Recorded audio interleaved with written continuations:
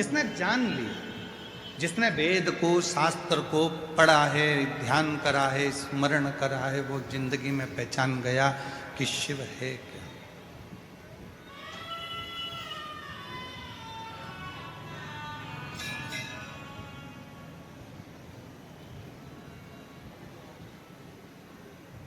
महाराज जी, लोग पूछते हैं आप रुद्राक्ष का उपाय बताते हो, दुर्वा का उपाय बताते हो, बेलपत्र का उपाय बताते हो, गेहूं के दाने का उपाय बताते हो, चावल के दाने का उपाय बताते हो, मूंग के दाने का उपाय बताते हो, काली तिल का उपाय बताते हो, काली मिर्च का उपाय बताते हो। क्या ये सब हमारे पुराणों में, शास्त्रों में है? महाराज जी, मैं निवेदन करूंगा,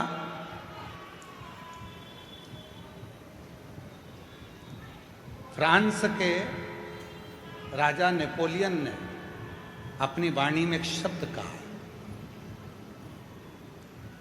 नेपोलियन ने कहा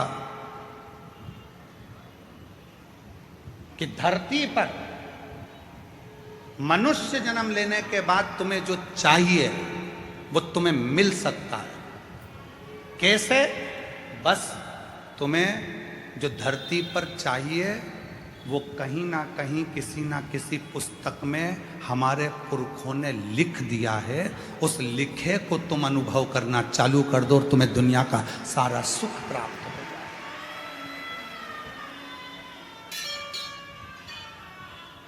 महाराज,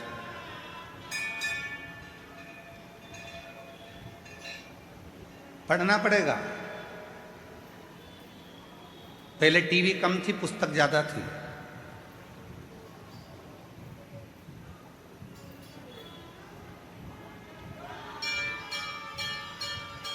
पहले टाकिज कम थे, लाइब्रेरी ज्यादा थी। पहले लैपटॉप कम थे, पुस्तकें ज्यादा थी। पढ़ना पड़ेगा। पढ़ो, अध्ययन करो, एक एक पुराण का अध्ययन करो,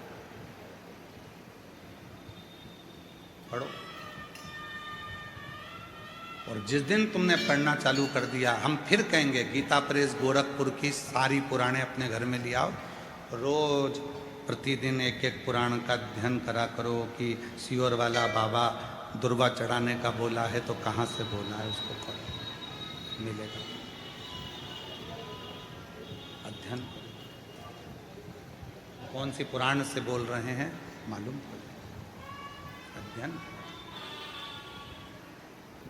सब कुछ लिखा है हमारे वेद व्यास जी ने पुराणों में। ऐसी कोई चीज नहीं है जो पुराणों में या शास्त्रों में वर्णन नहीं कर।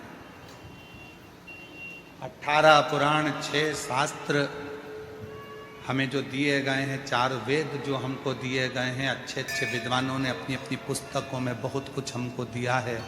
हम उनको छोड़कर, उसके बाद भी हम अपना सनातन धर्म छोड़कर दूसरे धर्म की पुस्तकों की बड़ाई करें तो चुल्लू भर पानी में डूब मरो।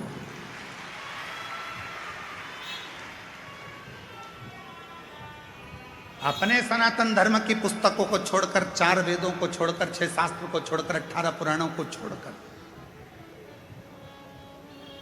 और हमें दूसरा धर्म यदि पसंद आ रहा है कि उनकी उसमें ये लिखा था तो उनके उसमें ये लिखा था तो उनके उसमें ये लिखा था। हमारी पुराणों में, हमारे शास्त्रों में, हमारे वेदों में कम लिखा है।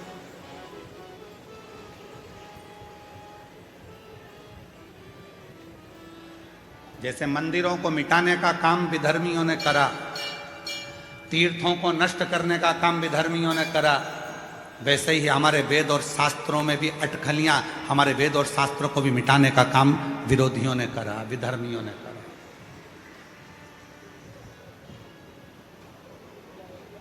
पढ़ता नहीं है व्यक्ति, बस कह देता सियोर वाले महाराज जी ने कहा था, ये करा वो करा, सियोर वाले महाराज जी ने बोला था कि बेलपत्र को ऐसे चढ़ाना, ऐसे।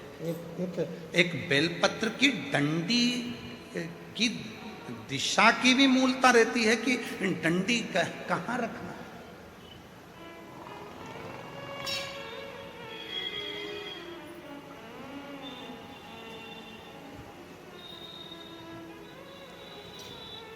एक बार हमने हमारे सुपुत्र चिरंजीवी पंडित राघव मिश्रा जी से कहा कि हमने शिव पुराण में पढ़ा है कि बेलपत्री की डंडी का मुख संतान के लिए चाहिए, तो उसको इस तरह से रखा जाता है, और बीज की पत्ती का मुख ऐसा रखा जाता है। जरा इसका असर होता है क्या? कोई ऐसा शास्त्र है क्या? कोई ऐसा साइंस है क्या? तो हमने कहा तुम्हारे गूगल में सर्च करो, क्या वो साइंस है? तो पंडित राघव मिश्रा जी ने उसको निकाला और उसको निकाल कर वो हमको बता रहे थे। कहाँ बैठे हैं राघव? कहाँ है? हाँ, दे उसको माइक दो, जरा माइक दो। वहीं से बोलो। हाँ, वहीं से। कि तितली उड़ती है तो उसके पंख किस दिशा में जा रहे हैं, उसका भी असर संसार के लोगों पर पड़ता है, तो एक बेलपत्री की डंडी का भी असर पड़ता है। ये गूगल कह रहा है, ये रिसर्च सेंटर कह रहा है, ये साइंस कह रहा है। प्रदीप मिश्रा तो बाद में बोला है। ये सब चीजें लोग उसको अनुभव कर रहे हैं कि बेलपत्र की डंडी प्रदीप मिश्रा जी ने यहाँ चढ़वा दी, दुर्वा यहाँ चढ़वा दी, जल यहाँ चढ़वा दिया, स्थान पर गेहूं चढ़वा दिया, चावल का स्थान ये बता दिया, तो इसका असर क्या होता है? आपने जिसको पढ़ा है, क्या कहते हैं उसको? Butterfly effect. साइंस में एक बटरफ्लाई इफेक्ट बताया गया, जिसमें बताया गया कि एक चींटी अगर कन्याकुमारी में चल रही है तो उसका असर कश्मीर में पड़ रहा है। जोरदार ताली बजाकर साथ हो जाइए। चींटी कन्याकुमारी में चल रही है तो उसका असर वो कहे बटरफ्लाई इफेक्ट। ये एक रिसर्च सेंटर ने रिसर्च किया कि एक तितली का पंख भी ऊपर नीचे होता है तो उसका फर्क संसार के लोगों पर पड़ता है, तो हमारी बेलपत्र चढ़ाने का फर्क हमारी जिंदगी में क्यों ना पड़ेगा? बैठ जाइए, साधु बात। हमने कहा हम इसको बोलते आ रहे हैं, लगभग हमको बोलते इन सब चीज़ों को सालों हो गए। तो जरा अब इस पर साइंस कितना काम कर रहा है वो देखो, साइंस काम कितना कर रहा है वो देखो। तो राघव जी ने उसको सर्च मारा, निकाला, फिर उन सब सर्चों को देखा गया कि कितना कौन कौन से देश पर केवल जरा से पंख का असर कितना होता है। फूल की दिशा, आज दुनिया के लोगों को तो भगवान को फूल चढ़ाना भी नहीं आता।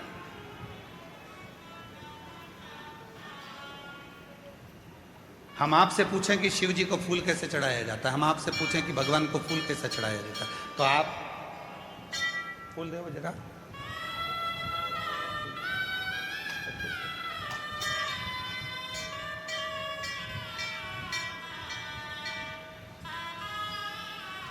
आप और हम फूल कैसे चढ़ाते हैं?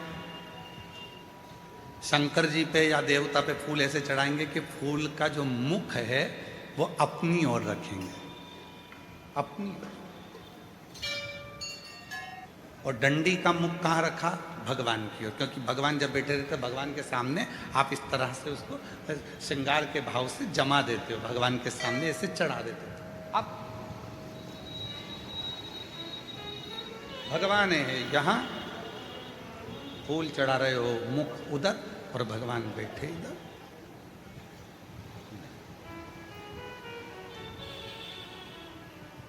डंडी का मुख अपनी ओर हो और फूल का मुख मेरे परमात्मा की ओर हो। परमात्मा किसी को दिया जाता है तो उसको डंडी से नहीं दिया जाता, उसको पुष्प का अग्र भाग दिखाया जाता है। जब फूल का आगे का भाग उसको दिखाते हैं तो वो समझ जाता है कि डंडी में कांटे हैं और इसने अपनी जिंदगी में सारे कांटों को संभाल कर रखा है, तो इसकी जिंदगी को मुझे फूल की तरह कर देना है। वो समझ जाता है, वो समझता है। अब हम परमात्मा को रिझा रहे हैं, रोज मंदिर जा रहे हैं, भोलेनाथ जी कृपा करना, भोलेनाथ जी दया करना, भोलेनाथ जी मैं तेरी शरण में हूँ, शिव जी कृपा करना, संतोषी माता कृपा करना, राम जी कृपा करना, गणेश जी कृपा करना, भवानी कृपा करना। सबने भगवान के सामने फूलों को जमा दिया, श्रृंगार कर दिया, पर फूल का मुख परमात्मा की ओर नहीं करा।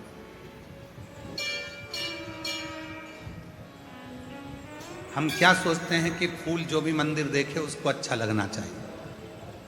उसको ये नहीं देखा कि भगवान को अच्छा लगा कि नहीं लगा, अपने को अच्छा लगना चाहिए। और फल हमें मिला नहीं, पूरी जिंदगी हो गई। 3 चावल के दाने का महत्व हमने पहले कहा था।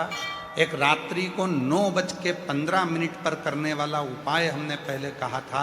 आज दुनिया के लोग वो रात्रि के 9:15 वाला जब उपाय करते हैं तो उनको उसका फल क्यों मिलता? एक पत्र आया, अभी हम पत्र ज़्यादा पढ़े नहीं क्योंकि थोड़ा समय ज़्यादा हो गया था। 2 पत्र पढ़े हैं, अभी पढ़ेंगे जब बीच में कई भजन वजन आएगा तो उसमें हम पढ़ लेंगे। हमारा चिकित्सा विभाग कहता है दूध पीना है तो दूध को पीने के लिए खड़े होकर पिया जाता है और पानी को पीना है तो बैठकर पिया जाता है, शरीर के लिए ठीक। उसी तरह शिव को जल चढ़ाने का भी तरीका होता है तो शंकर को पुष्प चढ़ाने का भी तरीका होता है, तो शंकर को चावल का दाना चढ़ाने का भी तरीका होता है। ये दुनिया के लोग जितना विरोध करना है इनको करें, पर उस विरोध का हल जब निकलेगा जब आप खुद अपनी पुराणों में अध्ययन करोगे कि सियोर वाले महाराज ने बोला तो बोला कहाँ से, उसका अध्ययन करो, उसको पढ़ो। जैसे नेपोलियन, फ्रांस के राजा नेपोलियन ने कहा कि हमारे बुजुर्गों ने, हमारे गए हुए उन संतों ने अपनी पुस्तकों में सब कुछ लिख दिया, बस उसको तुम जितना अपने शरीर पर उतारोगे उतना तुम्हारा वैभव बढ़ते चले जाएगा। आप उतारो तो शरीर। हम केवल मोबाइल तक रह गए, हम केवल लैपटॉप तक रह गए, हम केवल टीवी तक रह गए, पर हम पुस्तकों को छोड़ दिए, हमने पढ़ना छोड़ दिया, हमने अध्ययन करना छोड़ दिया।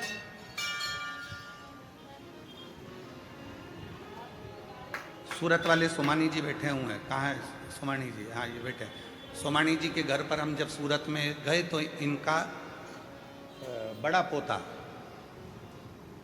बहुत बोलता है और वो बड़ा पोता हमारे पास में आकर बैठ गया और पास में बिल्कुल बाजू में आकर बैठा।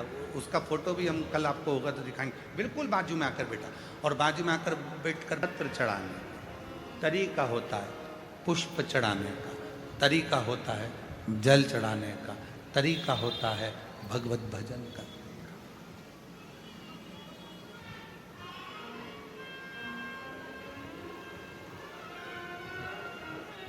सारे तीर्थों में जाइए, हम मना नहीं करेंगे, वहां तुमको जैसा करना है वैसा करो, पर कुबेरेश्वर धाम की धरा पर आओ तो 5 छोटे छोटे कंकर बीन कर उसकी आराधना साधना कर कर बैठ कर 108 बार श्री शिवाय नमस्तुभ्यम कहो।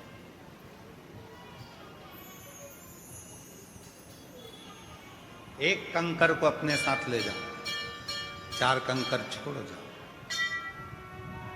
झोली पसार कर प्रणाम कर कर उसको विनय करो कि बाबा तुम्हें मेरे साथ चलना है, बेटी बहुत दुखी है, उसके दुख को हरना है, तुम्हें कृपा करना। क्यों? धनियाबाई की कथा का स्मरण करिएगा। गीता प्रेस गोरखपुर के कल्याण अंक का धनियाबाई का एक प्रसंग आता है। एक हरियाणा की रहने वाली धनिया जो शिव के मंदिर जाती थी, पूरे गांव के लोगों के पास में गाय भैंस सब थी, धनिया के पास में कुछ नहीं था। कल्याण का ये अंक और कल्याण अंक का ये विश्वास की कथा जरा ध्यान। धनिया के पास में ना गाय थी ना भैंस थी, कुछ भी नहीं था, क्योंकि धनी नहीं था तो होगा क्या। पर शिव की भक्ति बहुत, शंकर की भक्ति, और शिव भक्त की जो भक्ति होती है इसकी परीक्षा बहुत होती है। धनिया के पास कुछ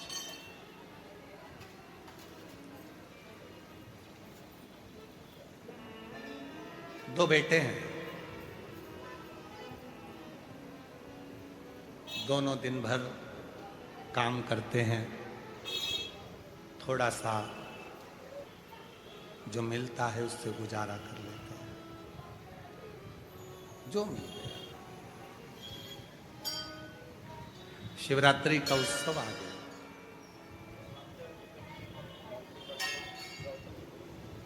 मंदिर के अंदर सारे मंदिर वालों ने निर्णय ले लिया कि कल बाबा को 1.25 कुंटल दूध चढ़ाया जाएगा और दूध लाना जरूरी है। अगर दूध लेकर नहीं आए तो कल हम तुम्हें बाबा के दर्शन भी नहीं कराएंगे और अंदर भी नहीं जाएंगे। जो दूध लेकर आएगा वो आगे बैठेगा, जो दूध लेकर आएगा वो अग्रण्य हो, नहीं तो अंदर नहीं आना। दूध लाइए तो अंदर आइए। धनिया आज मंदिर नहीं गई। बेटों ने पूछा, मां तू मंदिर नहीं गई? हाँ। क्यों? वो घर में दूध नहीं है ना। तो दूध नहीं है तो दूध से मंदिर का क्या मतलब? आज तो शिवरात्रि है, तुझे तो मंदिर जाना चाहिए। दूध नहीं है तो दूध से क्या नहीं। वो मंदिर में सब ने बात करी कि कल मंदिर में जल वही चढ़ाएगा या मंदिर में वही आएगा जिसके पास में दूध हो, और वो दूध लेकर आना।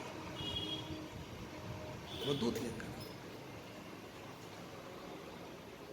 बेटे गए सेठ जी के यहाँ जाकर कहा, मैं तुम्हारे यहाँ झाड़ू लगाता हूँ, थोड़ा सा दूध मिल जाता तो मेरी माँ मंदिर चली जाती। सेठ जी कहने लगे, तेरा बाप रखे गया?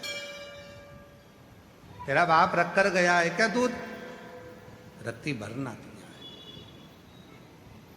दूसरे बेटे ने अपने सेठ जी से कहा, सेठ जी थोड़ा सा दूध मिल जाता, मेरी माँ मंदिर चली जाती। काम कर, भीख मंगना है तो बाहर जा, यहां काम करता है ना, बस रोटी मिलती है ना, बस चल काम कर। दूसरा बेटा भी हताश हो। मां आज मंदिर नहीं गई। धनिया पूरा मंदिर में भीड़ लगी है और धनिया नहीं आई है। जितनी बेचैनी धनिया को शिव से मिलने की थी, उतनी बेचैनी मेरे कैलाश अधिपति शंकर को धनिया से मिलने की थी। उतनी बेचैनी। वो लाइन फिर स्मरण में लाई है, तुझसे मिलने के लिए तेरी कसम, तुझसे मिलने